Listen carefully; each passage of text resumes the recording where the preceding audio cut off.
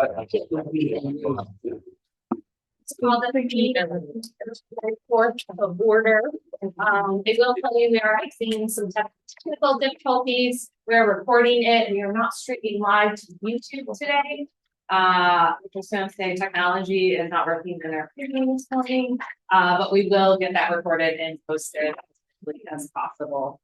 I am going to make some changes to the agenda today. We do have Abby from Ice Miller here today. We pay her to the State House. No longer she's here with us.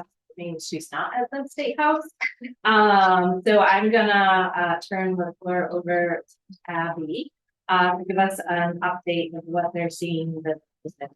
You want to go out there? Yeah, if you want to, probably best.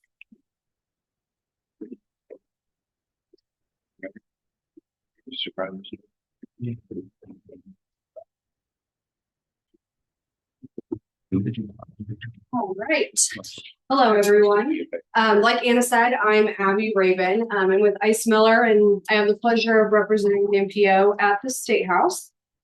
So I'll just kind of jump right in. I'm going to go over some bills that I know will be pertinent to you in this capacity. There are a lot of local government tools out there right now, as I'm sure most of you are aware of. It touches every inch of everything. Things are moving around like crazy. So just kind of a general overview. It's a non-budget year. It's a short session, a very short session. They went in at the beginning of December to address redistricting, which did not go through. And then they came back on January 5th, and they're going to try to wrap up business by the 27th of this month. So we're working with a under 2-month session. So very fast. Monday was the House Committee Report deadline, or not committee report, third reading deadline. And so that means that now we're officially in the second half of the session. So we'll also switch chambers, and they're going to be changed even more. So with that, I'll just kind of dive right in. A bill that I'm sure is not foreign to any of you is House Bill 1001. So that is a House priority bill. It's addressing housing affordable housing, and doing what they say is reducing regulatory barriers that slow or increase the cost of building new homes. So it makes a lot of changes with local planning and zoning related to residential development by preempting things like density, setbacks, parking requirements, really just to encourage that higher density housing and reduce development costs. So really in doing so, the bill is taking away a lot of local control. And that's kind of the main point of contention. A lot of advocacy groups are really opposed to this bill, even though it does contain some opt-out provisions. So you can opt out of things like small lot, single family standards, opting out of allowing housing in commercial zones, things like design elements. There's a little bit of flexibility there, but not near enough. It also limits impact fees and requires that they must be geographically tied to or connected to the project. So it has to be either adjacent to the construction, or it has to be tied to utilities, or no more than 1 mile away from that if it's related to roads. It also includes some reporting requirements. So there's kind of 2 different reporting requirements here. There's a housing progress report. So it's requiring that local units require report the number of housing proposals that were submitted, approved, denied, the processing time, what impact fees were came alongside those, and so on. And then there's a housing status report. And so that's dealing with average and median home sale prices, median rent prices, the number of residential construction and what type, and then the percentage of new units with prices below and above median income. So a lot of that data would potentially allow proponents of this effort to kind of justify later on down the road that the opt-out might not be necessary. That's not something that they've came forward and said, but just in collecting that data, that could be a potential option. So I could probably discuss this bill all day. I know it's a really big contentious thing at the local level. So I'm happy to try to answer any questions on it. I think it's been sent over to the Senate now. Senator Garten is the sponsor, and I think it will probably undergo some pretty significant changes, but it is a bill that will pass in some form because it is a House bill. Lots of information there. I'll let you digest that one. 1001. Yeah. So the number one. Yes, that's Yep. so. All right. Let's see. So Senate Bill 179. This is the NDOT agency bill. And so it contains a lot of different NDOT provisions. I won't get into the weeds a whole lot on that, but there's a couple things in there that I think you all will care about. The one is a fix for Senate Bill 5. So last year, Senate Bill 5 or Senate Enrolled Act 5 dealt with contracting measures. NDOT was exempted from a lot of the provisions that required them to report to the state budget agency as it relates to horizontal construction. But the way that the law was written and it wasn't intended, NDOT now has to report for every change order. And that was not at all the intent. And so that is being fixed in the NDOT agency bill this year. There's also some language dealing with community crossings. So it amends the provisions regarding the distributions of funds from the community crossings program.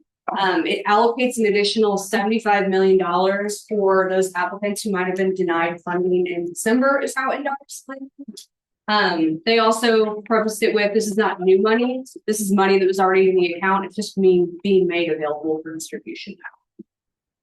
And then it also does a little bit with population threshold. So it increased the population threshold for community crossings eligibility for cities and towns.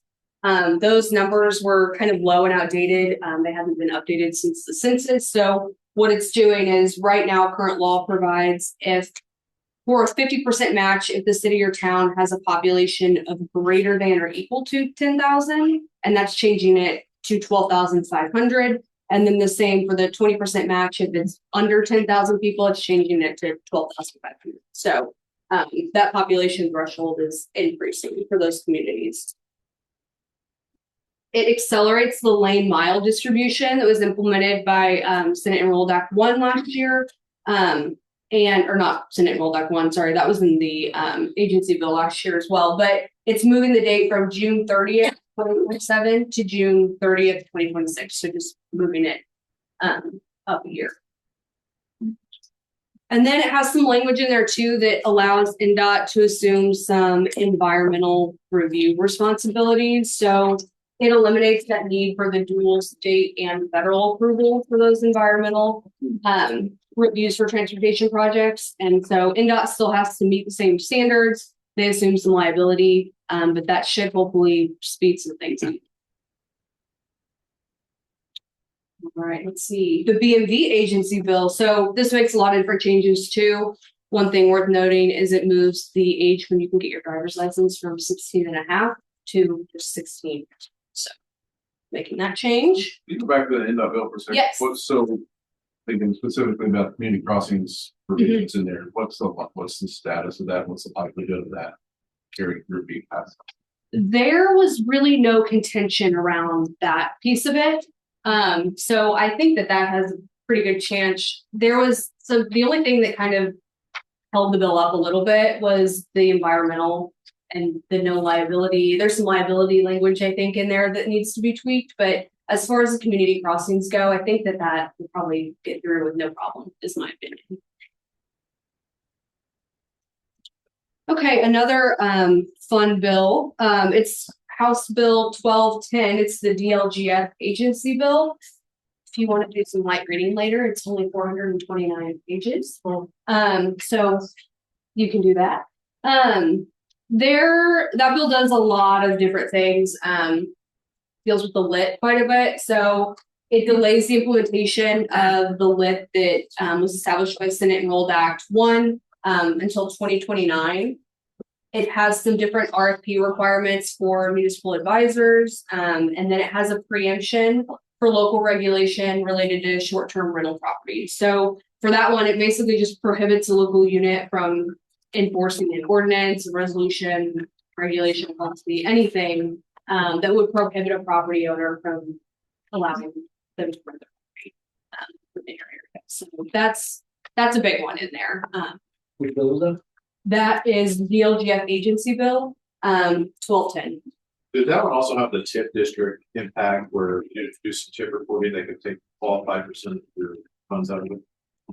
That one might have been, Representative Thompson had two bills That one? and everything kind of got mixed up in the two of them. That might have been in the other one, but I'll check on that and get That's that to okay. Anna. I'm trying to remember. Yeah. Let's see. Yeah, so short-term rental has the lit delay. There's some lit funded debt service language in there as well. And then the municipal advisor piece, if you are someone who uses a municipal advisor, you have to do an RFP at least for 2 years. When you say lit delay, what is that?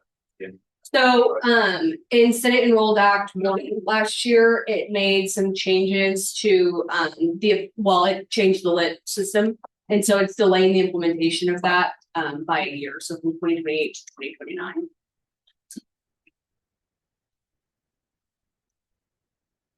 Another really two bills that are pretty contentious at the State House right now deal with township reorganization.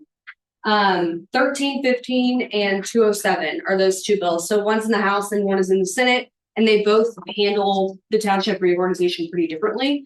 1315 focuses on dissolving or reorganizing township governments with another unit.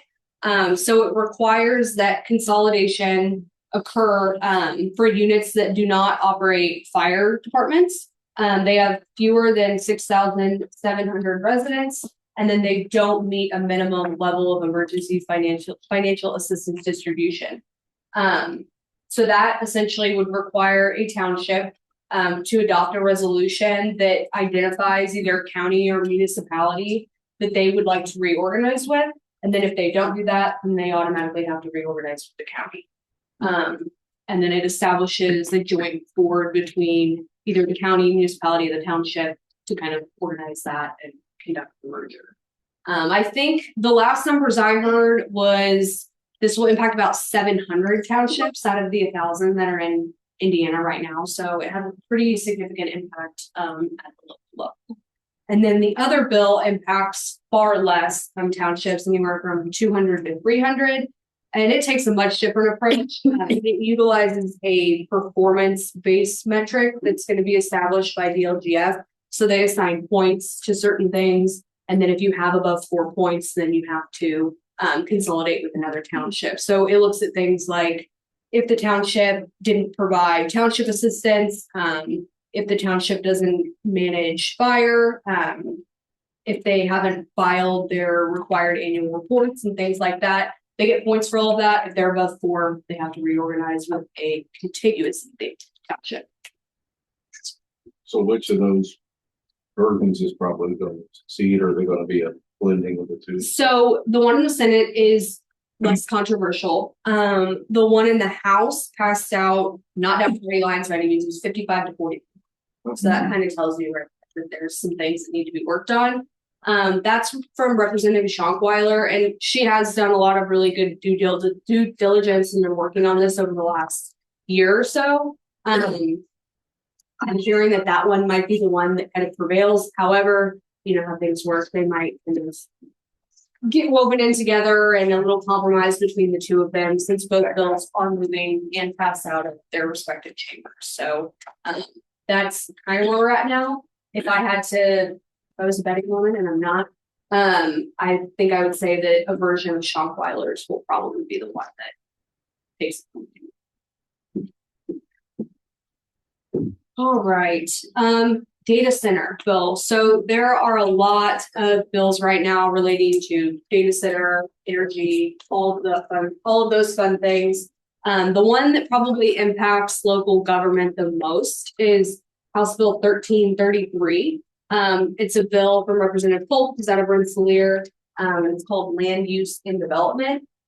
So this requires data centers to pay 1% of their sales tax exemption, which right now they're paying nothing. So that's a little bit of an increase. However, the original bill would have required them to pay their full sales tax. So that got diluted quite a bit in committee. Let's see.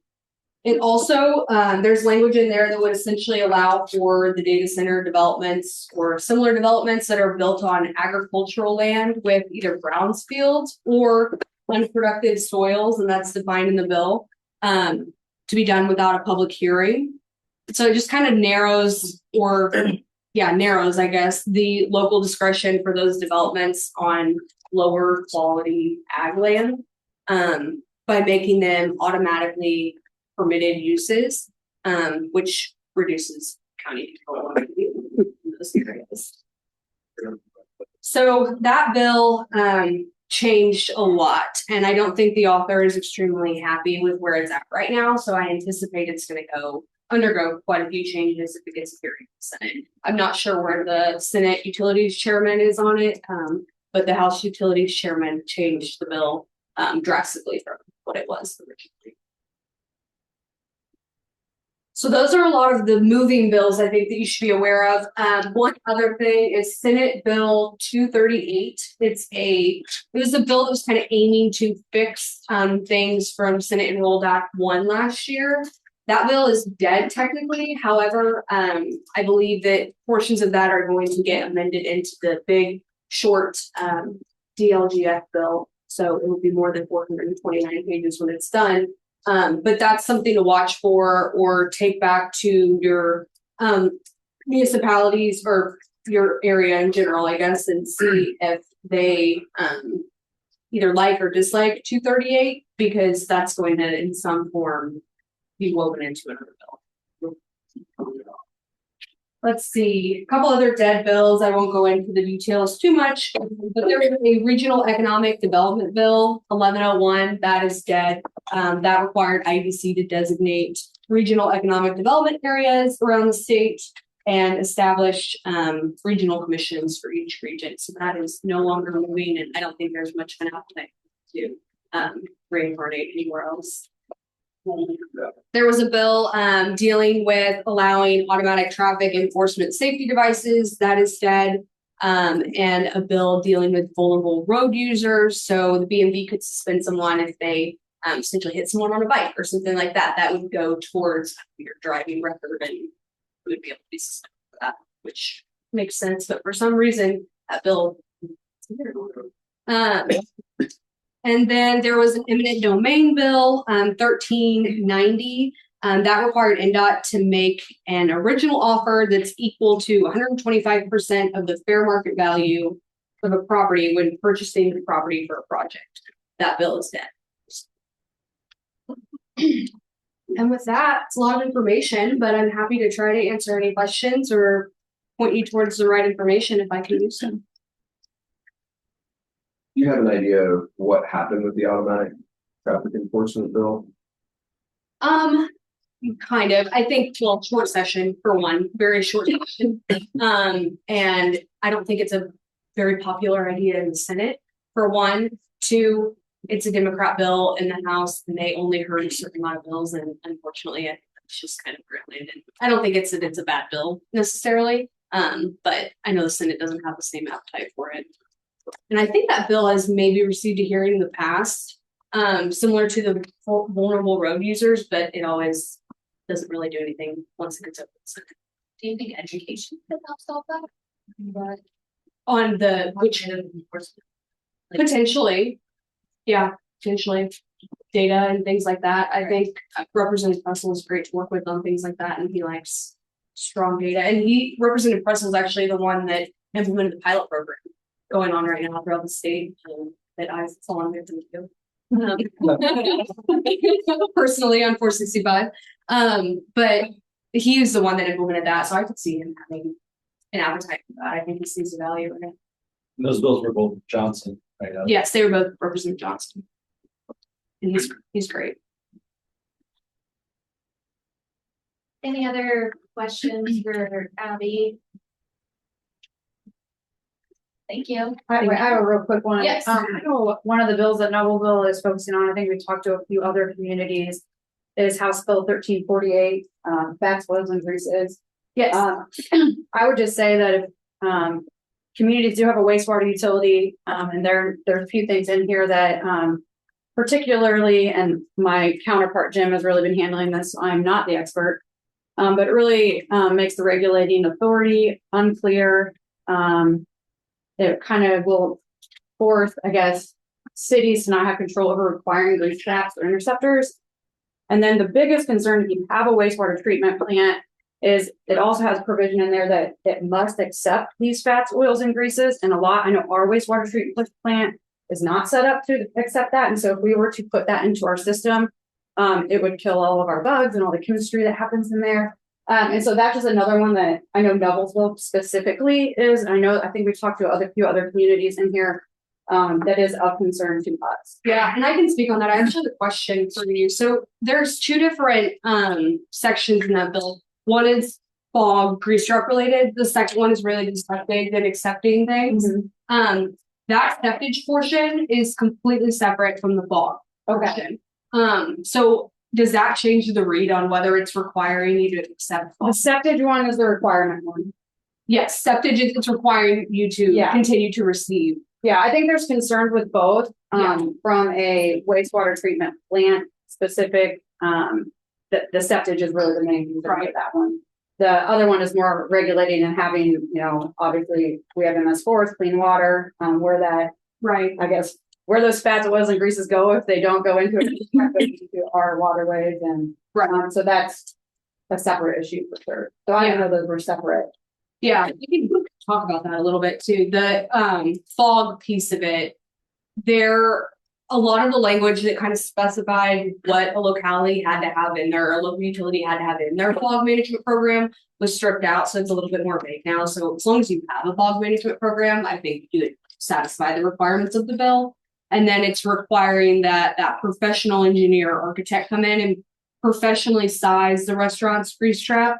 Instead of having an arbitrary mandate. That was kind of the issue with that. Was a lot of localities were coming in and saying you have to have 1,000-gallon grease trap no matter what. They weren't looking at if the restaurant really did grease. So like a Starbucks was having to have the same size grease trap as a fried chicken restaurant, and it just didn't make sense. So that's kind of the genesis of that bill. And the regulating authority piece, there's going to be an amendment to fix that. So that would really help. I guess What bill is that again? 1348. Thank you. Yeah. Good nugget. Thank you. Thank you. Appreciate it. Reach out if you have any questions and ask my. You said, Thanks. Hey, a couple of housekeeping items that I wanted to highlight. If you haven't done so, obviously we have QR codes sprinkled around the room. Please go ahead and log yourself in. If you have trouble, let Jen or myself know. We'll make sure it gets noted.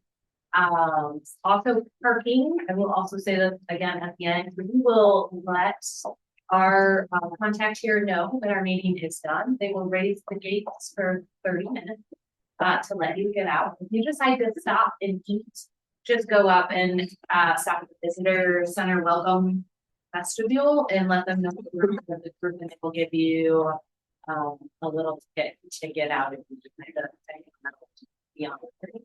So just a reminder on those things if you want to get for look codes. With that, going to go ahead and start the meeting minutes. So on December 3rd, we have the joint meeting. That's both tech and policy. We asked that both tech and policy approve those meeting minutes. Has everyone had the opportunity to review them? Any corrections or adjustment? If not, this is another item for the motion by Don Ayers. second, All those in favor signify by saying aye. Aye. Opposed likewise. Motion carries to approve the December 3rd joint meeting minutes. On to the October 1st technical committee meeting. Any additions or corrections for those meetings? Seeing none, this is an item for approval. So moved again. Does it help if I stare at you, John there? Is there a second? Second, Conley. A motion by John Ayers, a second by Scott. All those in favor signify by saying aye. Opposed, likewise. Motion carried. Agenda item number 4 is the Metropolitan Transportation Plan Amendment number 3. Joe T.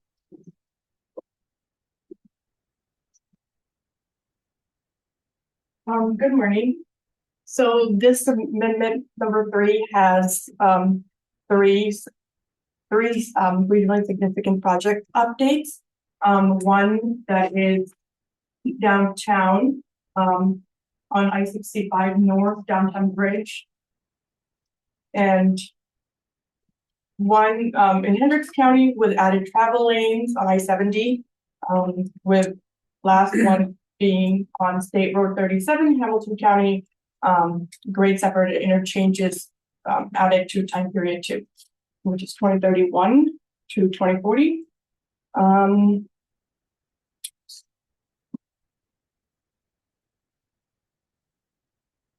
And then this will run for public review from February 7th to the 17th, with 18th being the public hearing. Is there any questions? So we are in the process of transferring this from Jen Higginbotham to Joe T. This is her first amendment update. So 3 projects.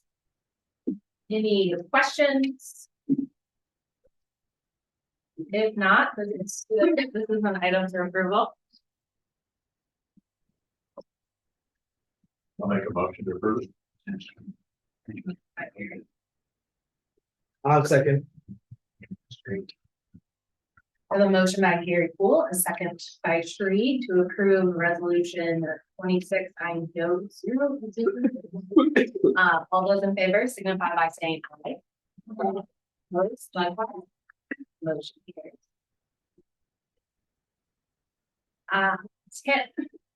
Kristen. Good morning, everyone. I guess I'll preface this by, if you weren't aware, Cole Jackson did resign from the IMPO at the end of 2025. So you guys are stuck with me for today. We do have a new hire beginning in a few weeks. So you will see her in April. And she'll start just after policy. So today we have the TIP amendment split into 2 different parts. We have our non-exempt amendments flowing from the MTP. We can take action on those first. We do have 4 projects in the TIP side versus only 3. I believe one of the projects was handled within the MTP amendment last summer, but it was not taken action on in the TIP at that time. So we're seeing 4. We have the I-70 added travel lanes that was removed from the TIP last summer. They are bringing it back again. So we've had a lot of back and forth on this one. There are no changes in funding. They're just bringing back the added travel lanes. And that is adding their State Road 37 interchange upgrades for the northern portion from Greenfield to State Road 32 or 38. We have US 31 added travel lanes and the interchange with level up 31. And then the I-65 Propel downtown bridge project that is new. So if you have any questions on these, I'm happy to take them as fast as I can, or we do need a motion for approval on this bundle before we move on to the next section. Yeah. Is there any additional detail from NDOT about what this project exactly is? Besides just a bridge project? I don't know. We have not been given a lot of detail at this time. The $900 million project, so I thought I would just have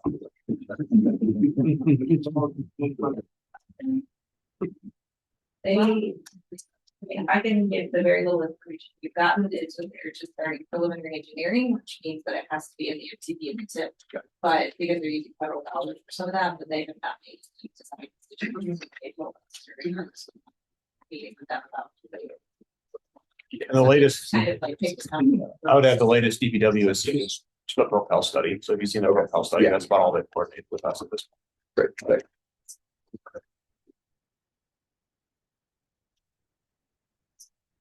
This is an item for approval.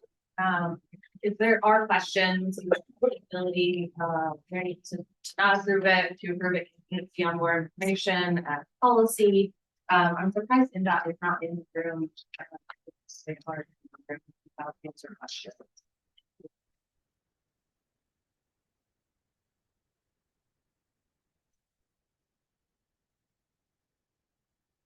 Thoughts?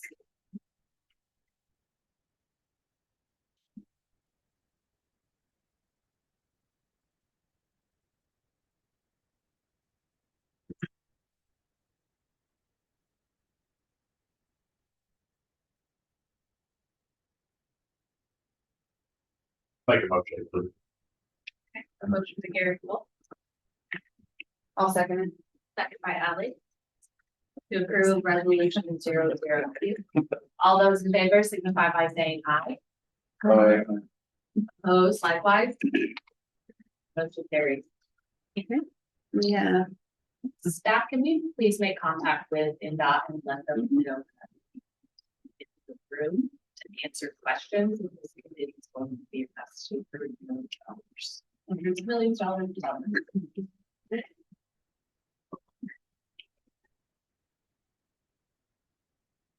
For the second half of the tip amendment, we have remaining exempt from air quality component projects. I believe there are 10 additional NDOT projects throughout the region. And all of the local projects are new transit projects from Indigo. Any questions on any of those in the list?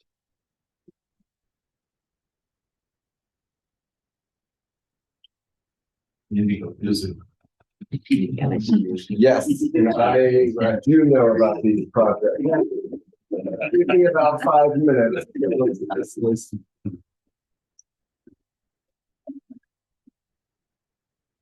Any questions for Indigo? Come on, Gary, you got one? But I actually know about these. This is an item. For Yeah, I will. I'm gonna review them. I'll move to approve.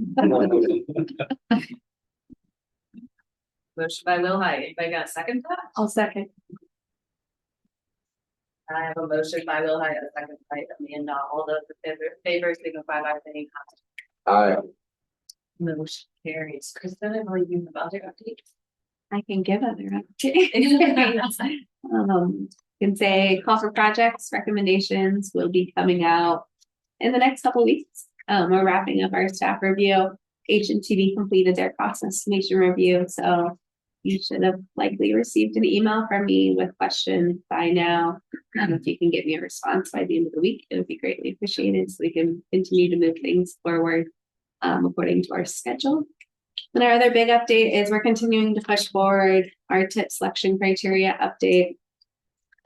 We are meeting with them internally, I believe tomorrow, with another subcommittee meeting next Tuesday.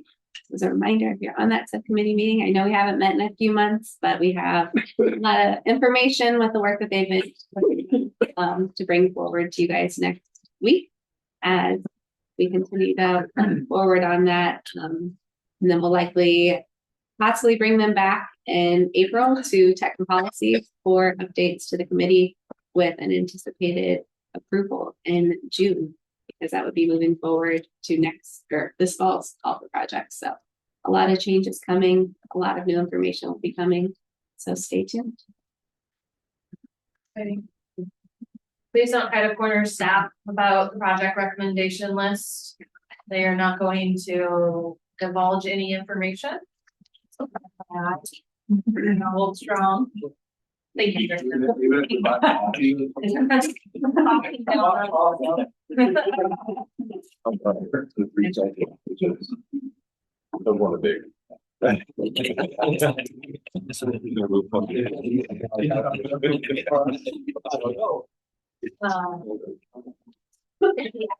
Yes, so I'm actually gonna pass it off to Kinley Warner, project manager.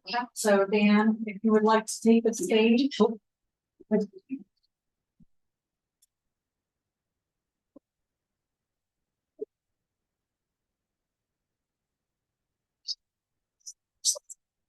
Yes, I'll just get. Great, thank you. While we get the slides up, I just want to introduce myself. My name is Dan Molson. I'm a transportation safety planner with Kinley Horn and Associates. We're partnering with the IMPO to complete an update of the Central Indiana Roadway Safety Action Plan. I know many of you are serving on the steering committee for that plan. Thank you all for being involved.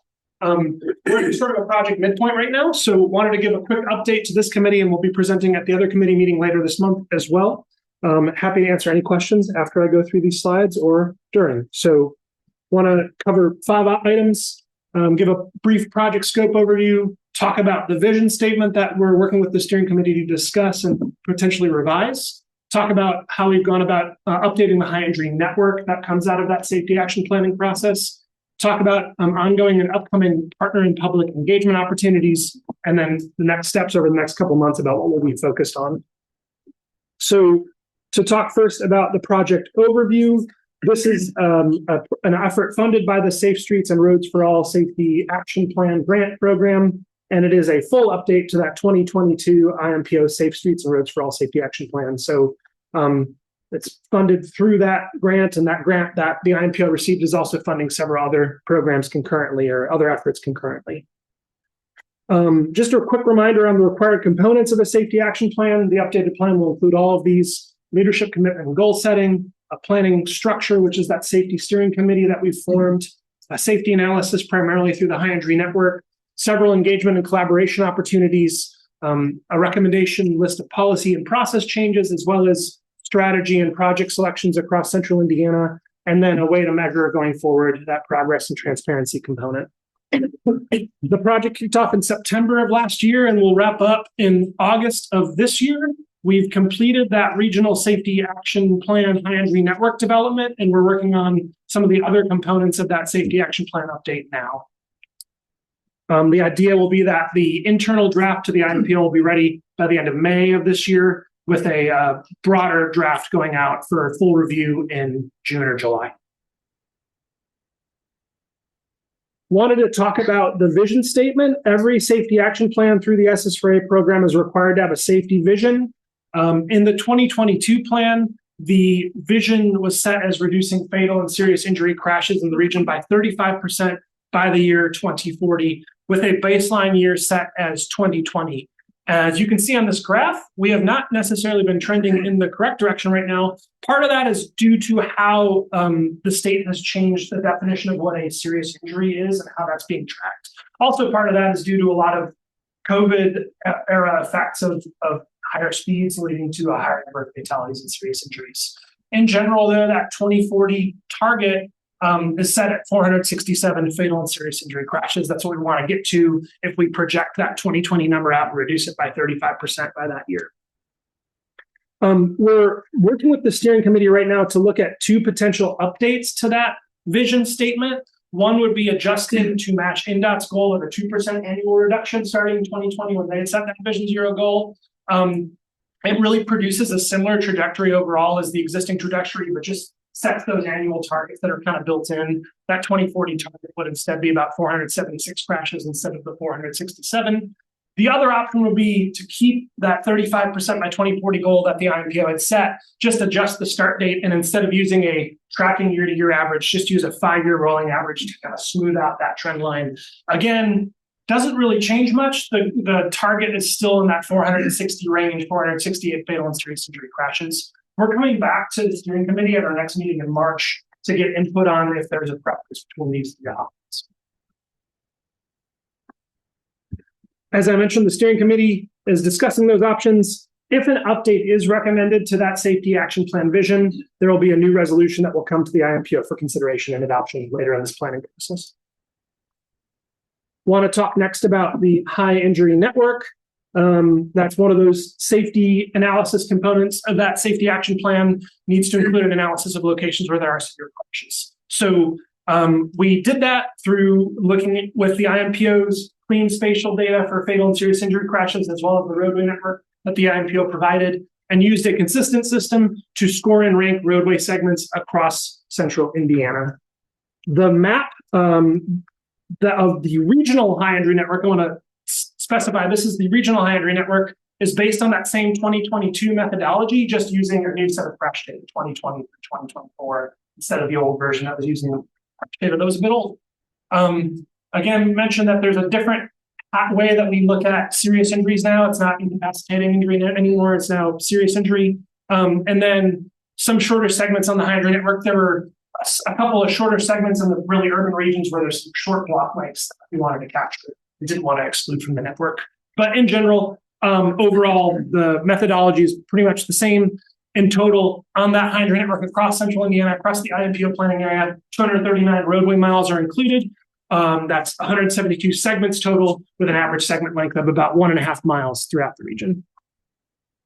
One thing that we're doing differently this time, as you saw, that high injury network is generally centered towards the more urban portions of the region, but we wanted to make sure, and the IMPO wanted to make sure that each community that was part of the IMPO got something to work with that was an outcome of this process. There was a score across the whole region for all the roadway segments in the region. So each community that maybe isn't developing their own high injury network through a grant that they received through the SS4A program will receive one from the IMPO as part of this that really highlights the top several segments within the community that scored the highest through this region-wide analysis.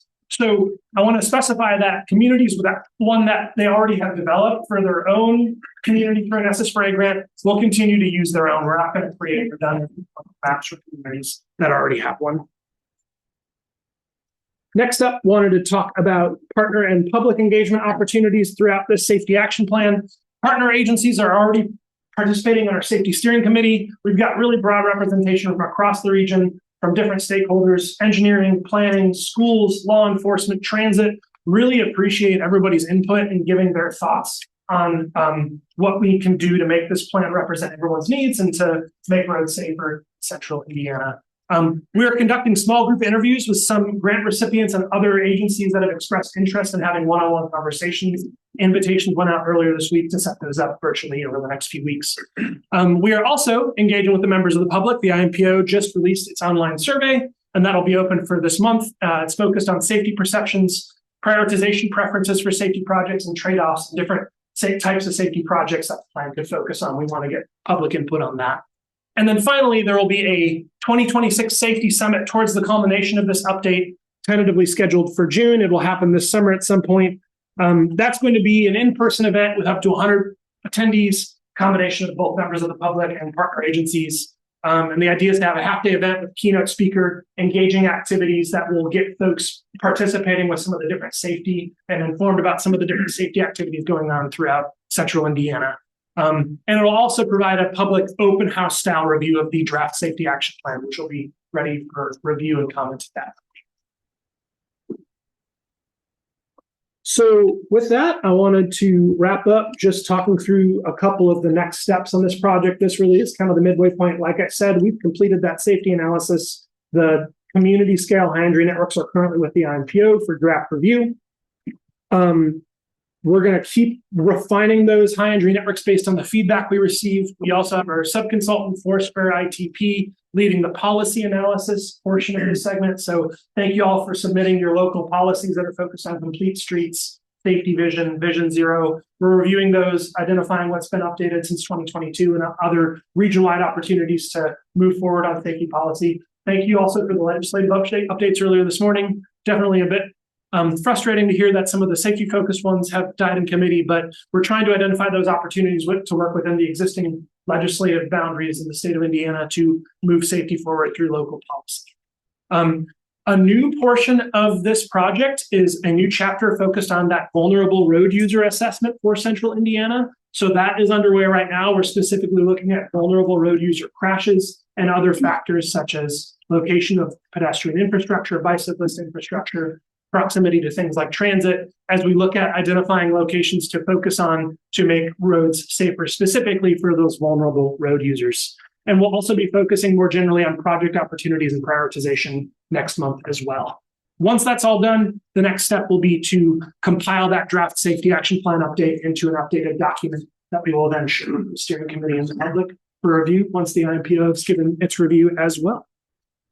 So wanted to lastly, really quickly talk about procurement or concurrent activities that are going on through that IMPO safety action or SS4A grant that they have received. So in addition to the safety action plan update, the IMPO has procured data to support with some mobile data-based safety analysis tools. So looking beyond crash data to also bring in things like cell phone data for things like hard braking, for things like locations where you might see some distracted driving, as well as infrastructure inventory of data. So working with another vendor to automatically identify things that may not be captured currently in the asset data, like locations of crosswalks or curb ramps. Separately, the concurrent project activities, the IMPO is also leading another round of intersection safety audits with support from another consulting team.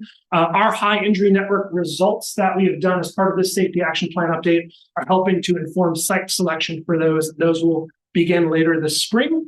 From the IMPO, we're again sort of keeping on the theme of trying to get a lot of our different community members things that kind of come out of this process, looking for a broad geographic spread of locations desired for those intersection safety audits. I think that's everything I wanted to share today. I'm happy to pause here and answer any questions that anybody has about the safety action plan update or some of those other safety activities.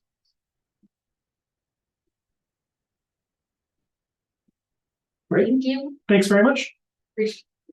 I would like to plug on the heels of that oh, you're back. that we are going to be doing our quarterly or our speaker series again this year. The speaker events are going to be quarterly. We haven't announced those yet, but we are going to have one that focuses kind of on that automated enforcement safety zones type thing.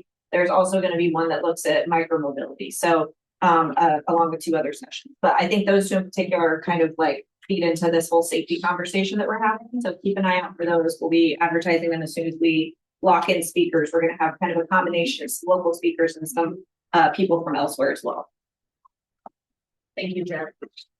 Next item on the agenda is Christian from Indigo to talk about Indigo's near miss analysis.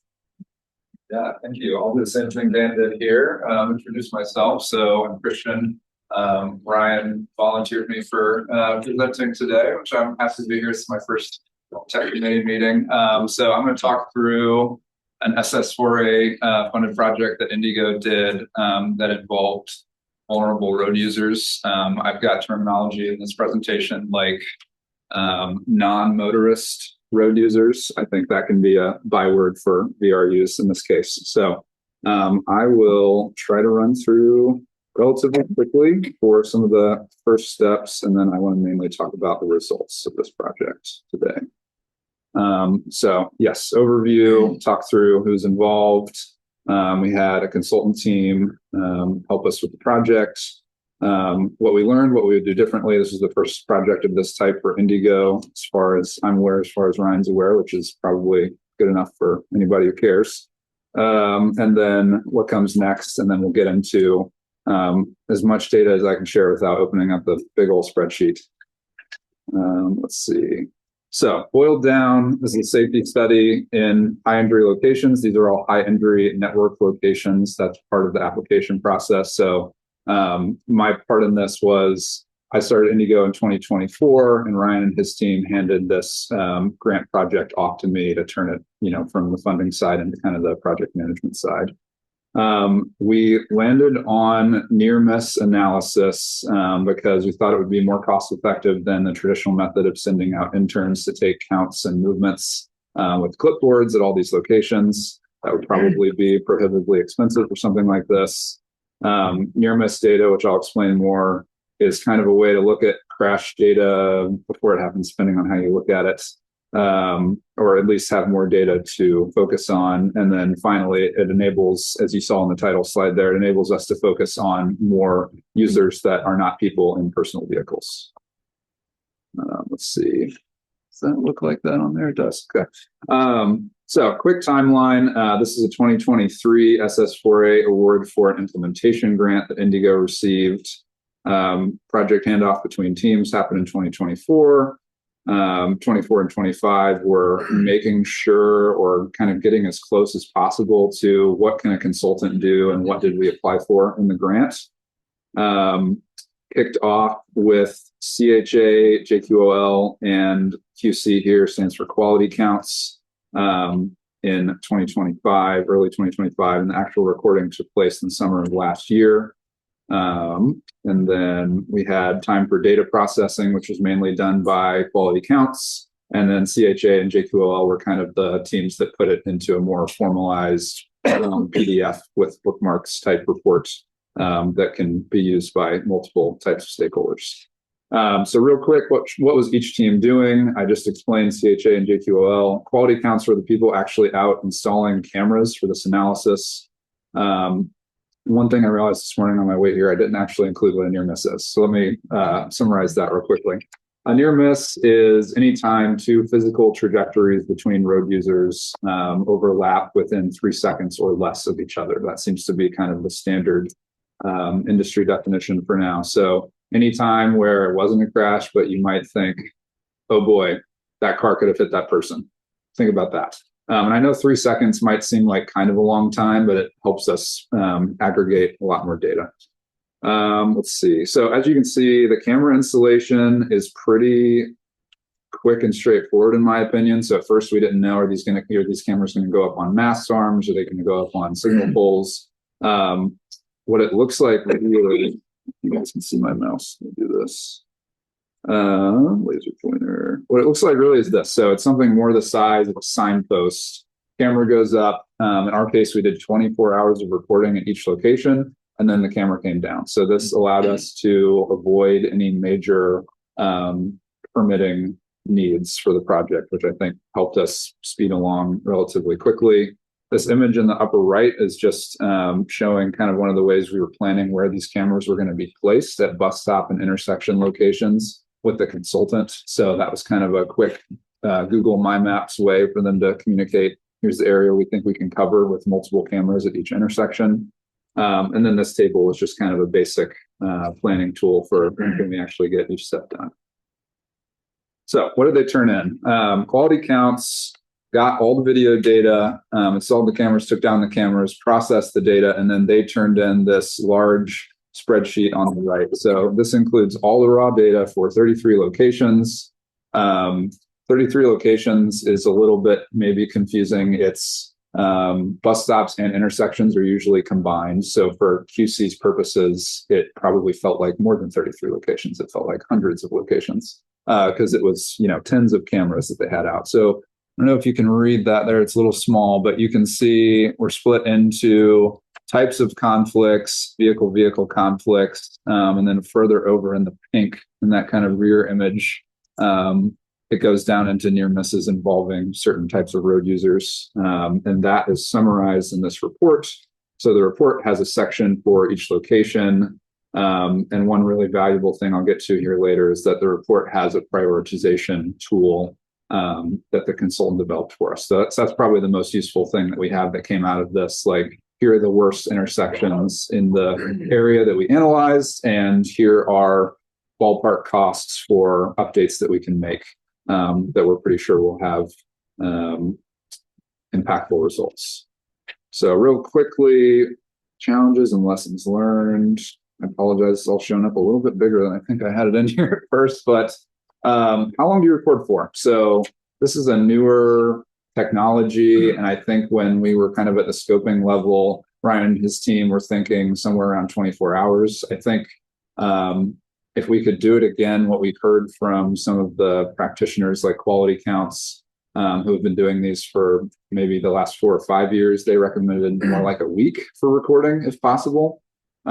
So we certainly could have done that, but it would have reduced our ability to, capture so many locations. Other than that, I think with a lot of the stuff that we've done at Indigo lately, the question has been, are we going to do a before and after analysis or before and after study? And sometimes the answer is yes, automatically. And other times the answer is, can we afford to do an after study for something like this? So in this case, we had included a little bit of scope for if we install things like signs, different types of PED signal infrastructure, different types of pavement markings, can we go back and have the same team analyze the effects that those have had at the same intersections? And we really didn't end up exercising that option. We ended up using that money to just kind of carry out the initial meat of the process in a quality way.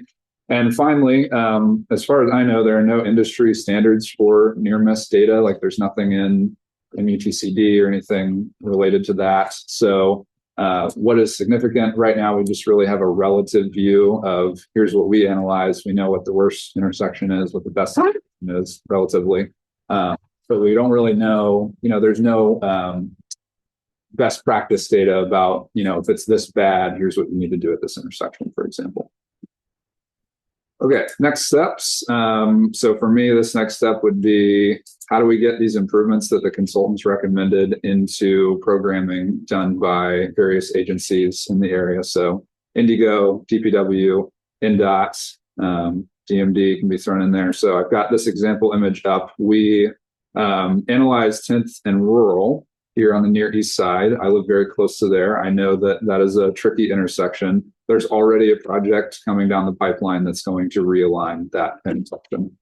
So that project will probably cover 90% of the improvements that we would have requested. So things like that are great news. We still need to do that work of like, where do these improvements already exist? Let's see. Now getting into the fun stuff. So here is a more detailed look. You saw that map at the beginning. This is our prioritization table. So I'm going to walk through a couple specific locations. Capitol Avenue and Washington Street downtown, very,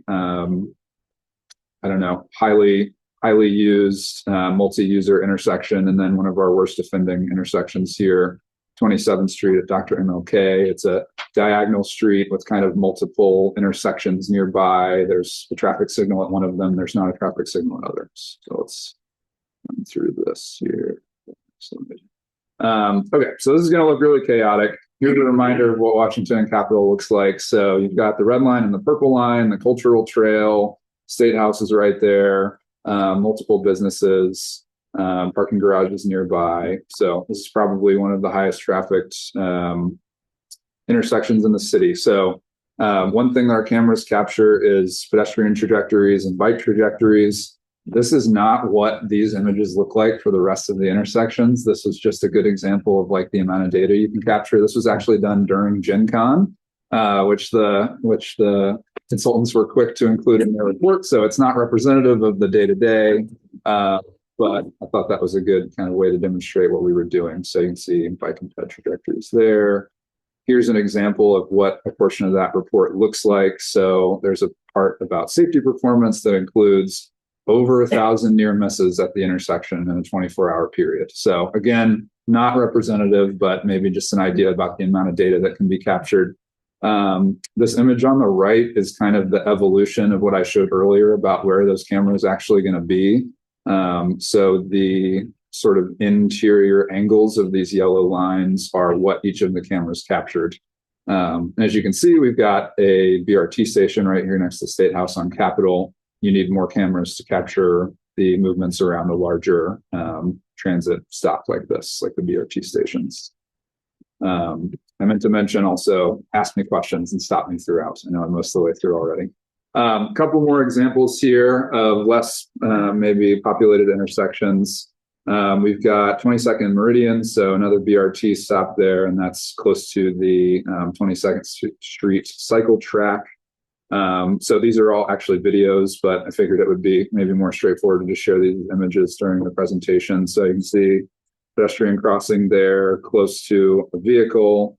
27th and Dr. MLK is one of our worst spots. So lots of folks crossing outside of when the crosswalk sign is on and outside of the physical boundaries of the crosswalk. So these are great opportunities for how are people actually interacting with the intersections and what can we try to do to make those interactions safer. And then finally, this one on the bottom left, this person on what I believe is an electric scooter actually got hit by this car. So this was a real crash that we captured during the project. Consultants reached out and said, can we just send this to IMPD? And we were like, yeah. So I don't know where that's at. Hope that person is okay. They got hit and got up and kept going. Car drove away, didn't stop. Here is Dr. MLK and 27th Street again, so you can see where we had our cameras. This image, the screenshot on the right, is just to show super high level ballpark cost estimates for improvements by the consultants. So these are just construction or implementation or installation costs only, nothing else included. And you can see the CMF IDs here. So these are crash modification factors that are backed by data. So down here, an improved left turn phasing, management practice here could be implemented for around $3,000 in their opinion, just for doing the work itself. And that would have a CMF of 0.78. So CMF 0.78 means that we assume the crashes in this area, all things being equal, would go down by 22%. That's what that means. So from my perspective, that's a really great thing to see. This is one of our worst intersections, and these are all less than $10,000 listed here to reduce the amount of crashes or near misses. I failed to mention there's a correlation between near misses and crashes that might be more complicated than what I'm able to explain. But yeah, so that's kind of a couple of the bigger intersections where we ended up. And I'm happy to talk through all of this in more detail, but that was kind of what I wanted to bring to you all today.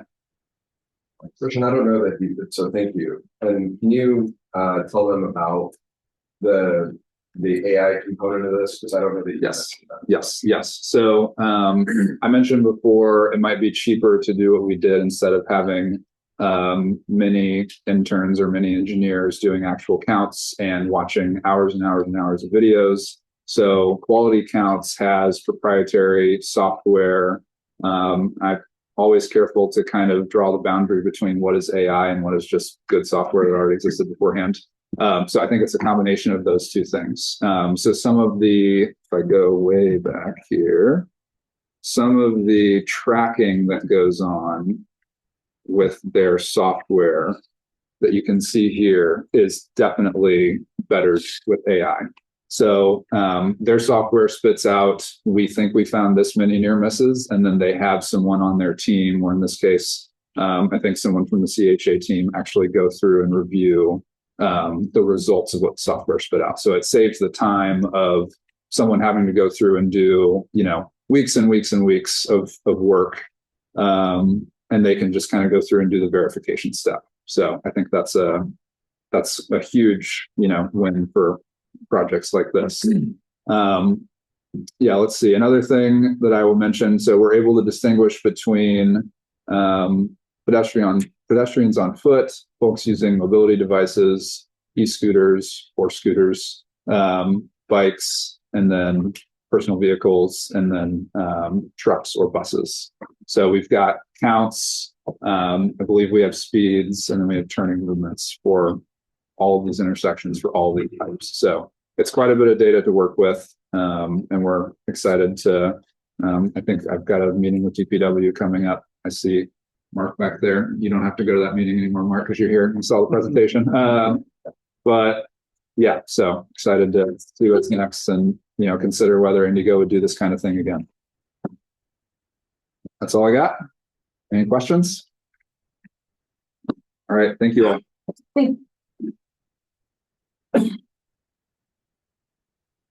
Thank you so much. Yeah.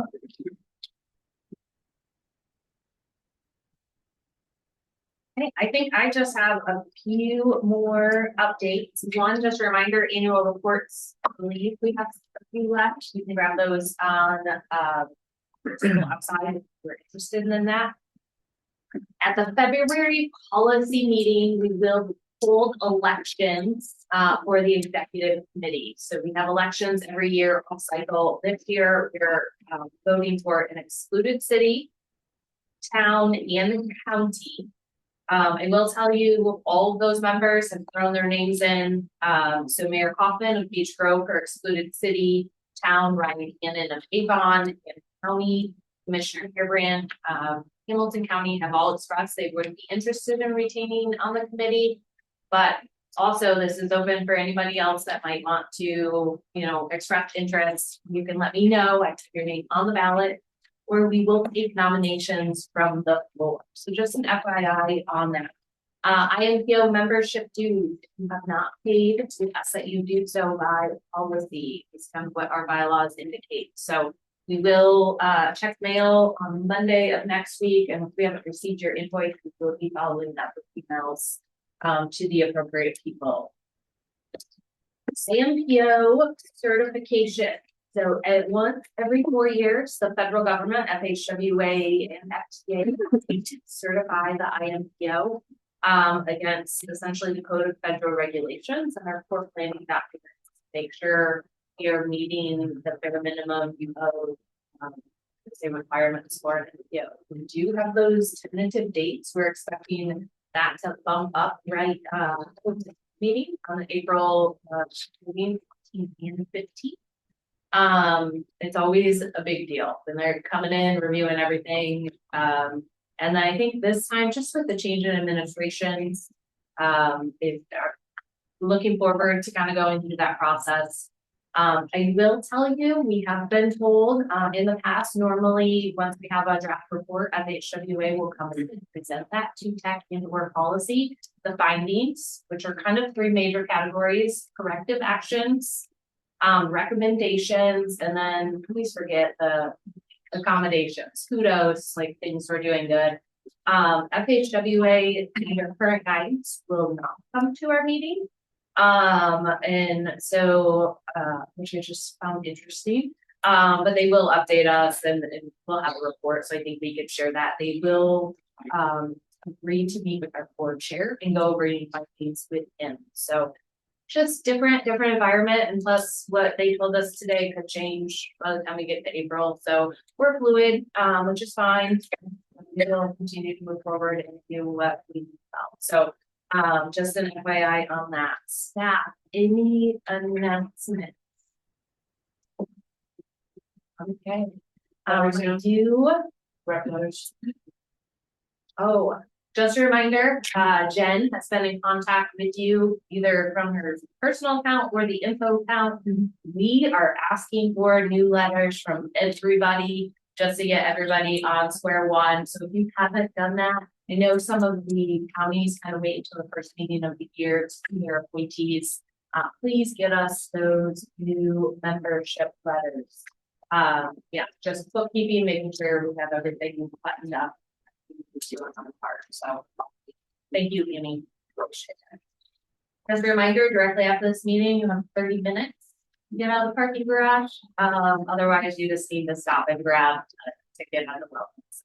If you need a motion and a second, to adjourn. Make a motion to adjourn. I'll second Gary. All those in favor, signify by saying aye. Bye. Opposed, likewise, motion carries. Thank you, guys. How's it going, sir?